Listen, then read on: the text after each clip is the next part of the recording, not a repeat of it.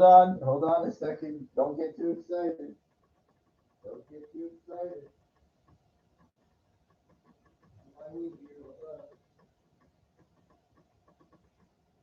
Sorry about that.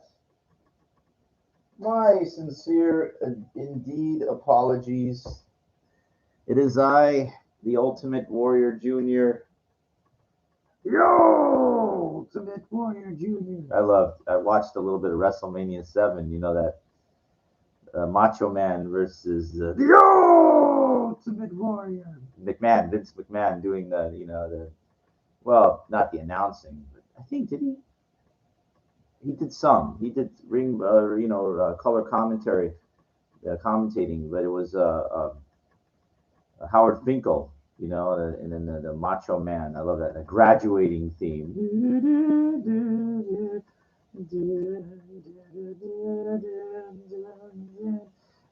I met all these guys in 1990. I remember at the hotel. God, I remember how tall they were. They all, and it's funny. They all wore like these long trench coats. I remember, like, not all, but Ultimate Warrior, Macho Man, you know, and they were the coolest fucking dudes, man. Can you imagine that? Imagine in 1990, I was 16, 17 years old, 16 and a half, whatever, 17. And here I am, and they're like doing something, they're checking in the hotel, and here I'm in the lobby, and I go walk up to like hold on, sorry. You know how it is. You know what this is, a little special ingredient. And I walk up to like Macho Man, the Ultimate Warrior, doing something for a second. And I asked him to sign this little card that I have, and they just look at me, and I'm just like, I'm meeting these guys are fucking huge, like I was so small, I was like 100 and, maybe 110 pounds, maybe. Still growing, like 5'5", 5'7", when I was small kid, And it was like unfucking. The Undertaker was a rookie. I remember. I saw him. In 1990 at the hotel. I saw. God, $1 Million Man, Ted DiBiase. I saw him. Amazing.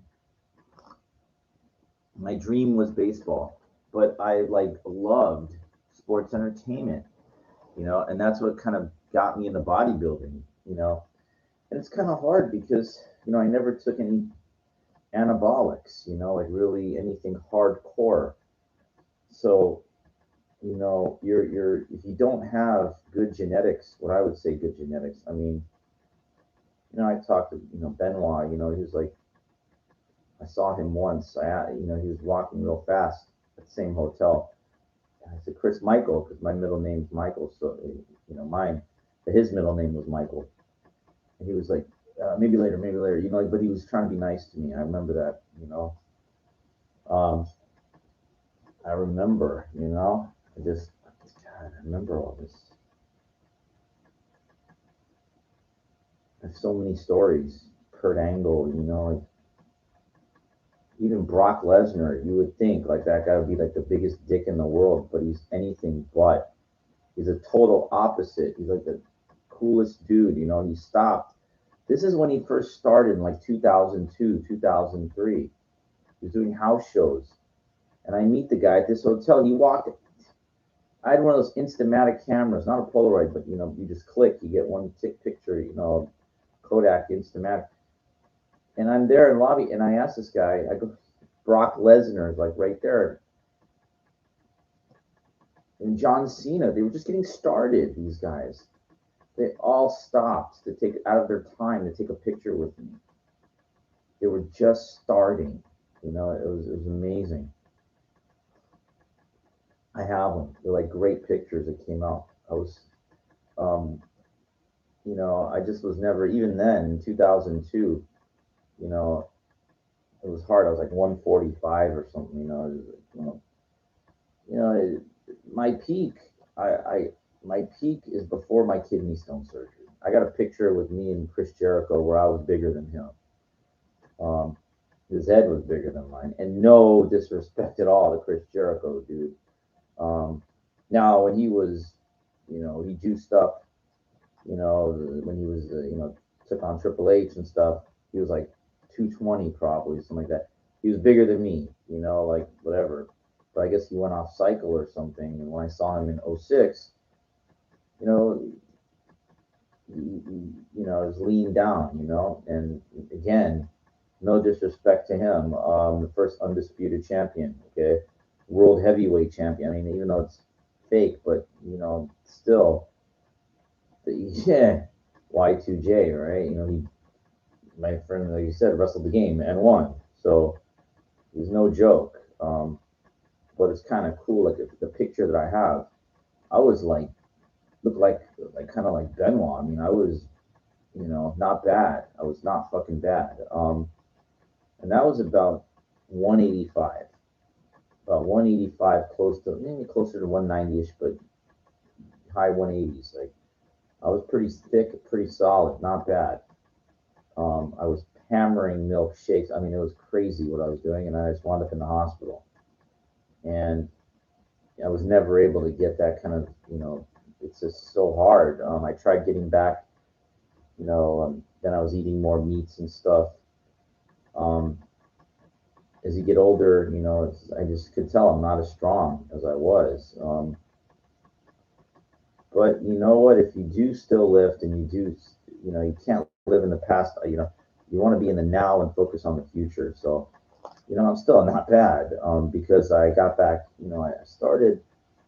I was doing kind of like martial artish type training with boxing into like late August. And I said, yeah, let me get back into lifting, and I did. And like about within 12 weeks, um, I got back to like even less. I got back to 175, um, which for me is really when the density starts coming in. You got to understand. I mean, I remember when I was 150, and even 150 when I was younger, it was not bad. Now, like for some reason, if I'm 150, I would be quite thin, on the thinner side. So, which is what I look like if I don't eat and I don't work out. I go down about 150, about that. When I start getting real serious, 175, even a little more. But 200, no, no, no, no. It's, now I did try some Andro, had some stuff. I was getting very good results from it. But you can't buy it, can't find it anymore. It's kind of hard. You might be able to find it online from some people. I think there's a company called High Tech Pharmaceuticals. They make different types of pills that mimic Anadrol, Anavar, different types of stuff. The bottles are kind of expensive. They're close to $100. Um, Close to like, excuse me. I don't know why we're waiting for the time to catch up here. We are waiting for the time to catch up. Why does it still say 7:56? I don't know. Why? We don't know. The world may never know. If we lose a signal, we will try to get back on. Um, yeah, so I've seen there's different companies online. They sell legal anabolics, but they're not really. It's not the same. You got to look at the label. You got to check the labels and see what's in it because they can call it Anavar. You can call it Anabol, and it's not. It's not the same shit. So you know, you just have to be. You know, it's like when you're young. You want to get big. You want to get big. And I was kind of the same way. I was the generic thing, and I still like it. I have a friend. My friend Alex. He travels too far to go to a gym, and he told he's a little shorter than me, He goes, "Oh, I'm almost 180 now." He goes, I was like, "Oh, not bad, dude." Um, he doesn't study. He's not a real. I mean, not saying that he doesn't know anything, but he's not. He's got some issues, and but he's from what I see, I've never seen him work out, but seems like he's quite dedicated. I don't really know what he does in the gym. I mean, he's got. I mean, kind of like you got to be able to dress, like so I can see, and then okay, well, what are you trying to do? Well, like I'm not trying to knock anybody. That doesn't. I'm not trying to put anybody down. Um, I'm definitely not. I've always had kind of decent shoulders from doing a shitload of push-ups when I was younger. Um, I noticed that I never did deadlifts, but now what I do is I take these heavy kettlebells and I'll just one trap. I call it for traps, but I notice it gives you that kind of thickness in your traps. That I've been trying to get for a long time. That separation that Arnold has that thickness in his traps, and a lot of black bodybuilders have that too. That's some heavy type movements. I think mostly deadlifts, but I've never really done it, and I just at this age, I want to stick with some movements that mimic the same things that won't fuck me up. Started doing those Smith machine incline presses again. I like that because I forget who it was. Dave Palumbo was talking about being under the bar. Like balancing these 90-pound dumbbells. You're not. I mean, it's good, but you're focusing more on pressing these, getting the balance right and the energy to get them up there instead of just getting under the heavy bar, which you could do on a Smith machine and go to work. That way, put more weight on there. So always learning. It's important. To always try to learn.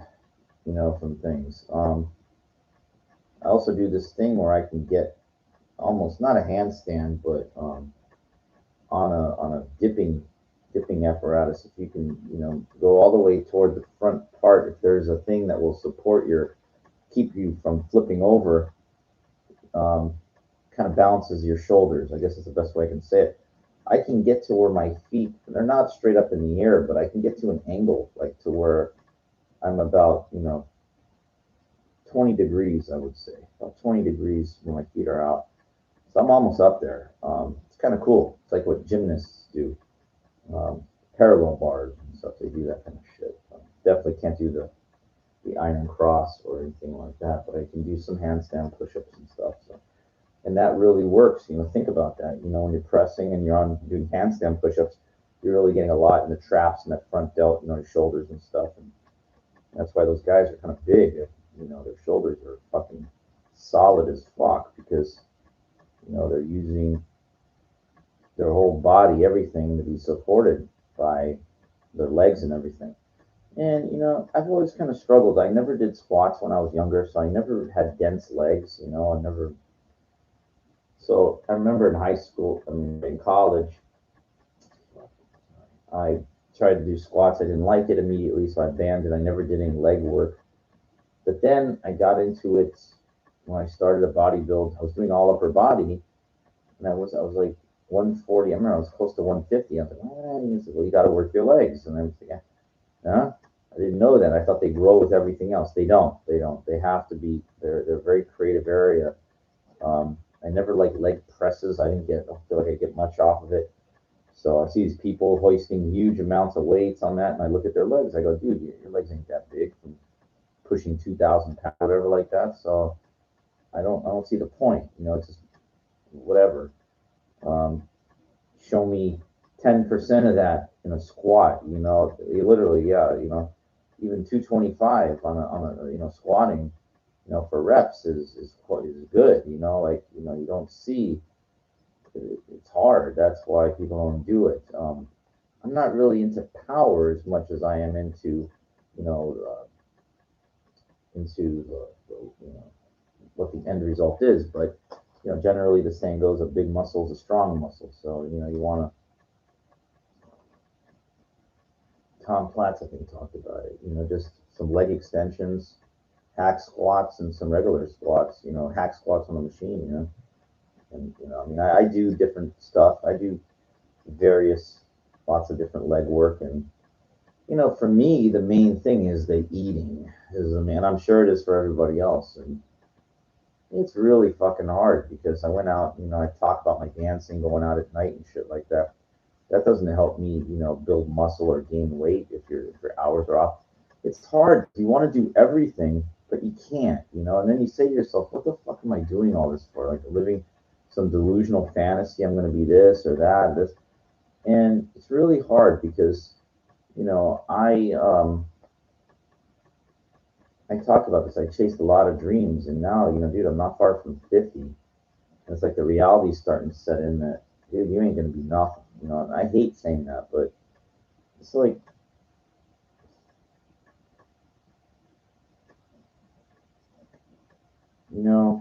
Mike Quackenbush talks about this. He has a wrestling school, and like a group of kids he works with. He's probably close to my age. He's got to be. And his dream was to be a pro wrestler. And I can even tell you, I can tell, I don't know how tall that guy is, but I could tell he was never big to be. No way, no way. He's probably trying to model himself after a Jeff Hardy or something like that. And you know, even you gotta understand, even those guys. I mean, it's still um, they're not twerps. They're. But he's very. It just depends. You'd have to be able to at the time be able to pull over with McMahon and those guys that work with a company. They're like mules, man. They're fucking you know doing 300 shows a year. And he keeps like a basically group of dudes, and then there's everybody else, that's expendable that he gets rid of. It's not like it was back in the day, you know. I don't know, but my point is that he wrestled for 5 years on these independents. There's like, who the fuck knows who you are, Well, if you're a real pro wrestling fan, yeah, well, you know what, WWE is, or it used to be the only game in town. Who cares independent circuits and anything? No one fucking knows about that shit. You know, I remember like this PWI, Pro Wrestling Illustrated, the top 500 wrestlers, and you go, after like the first 30 guys, you're like, who are all these people? I never heard of any of these guys. They're trying to make it. Everybody knows the top people in WWE, and then there's everybody else, and now it's just they're pushing a lot of these black wrestlers because of the movement. That's all it is. Let's just be real. Let's be honest. That's all it is. And good for them. I mean, The Rock. It's because of his look. Like a light skinned mix, Samoan black guy. He's a rare, great genetics, but he also takes a lot of anabolics too. I don't know. It's just what it is. You know, I know I'm kind of babbling and rambling on different things, but there's like only a handful of people that get all that notoriety, and then there's everybody else. It's so me. It's like I thought, well, with my dancing and the working out, I could do something maybe entertaining wise, and I could not figure out what to do. I'm not into stripping.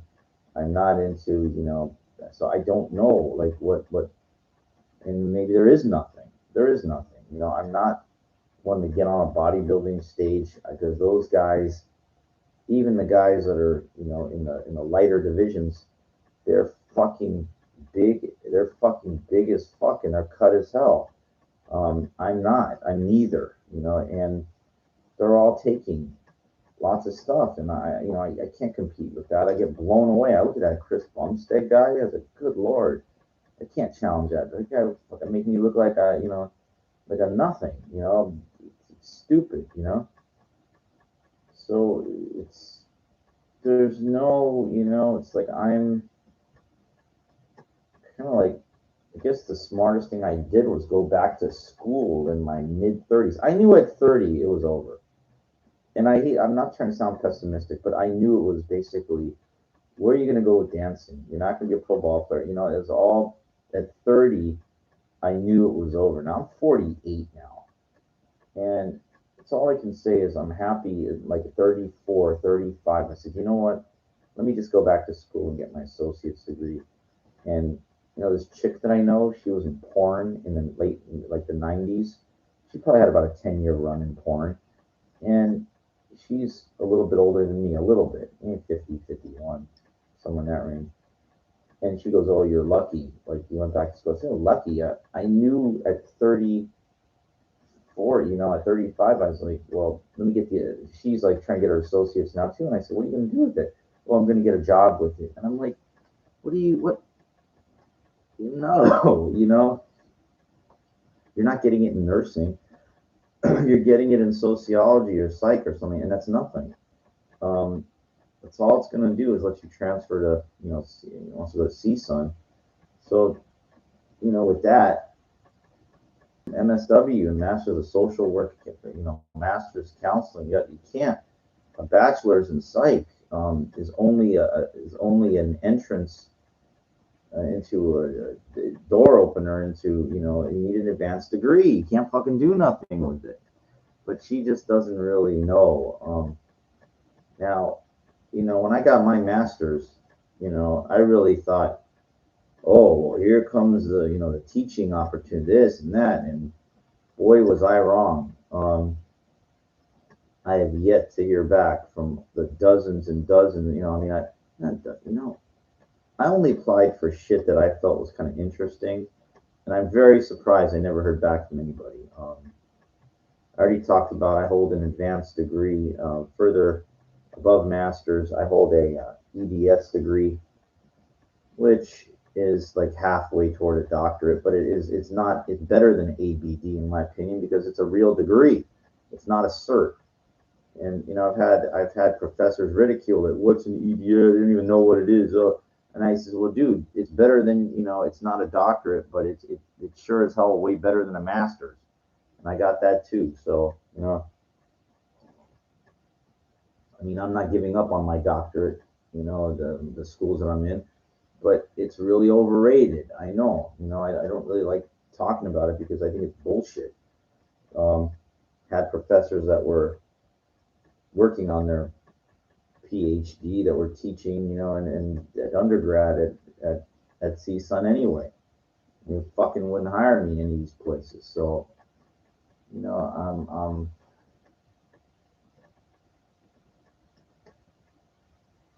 I don't know what to say.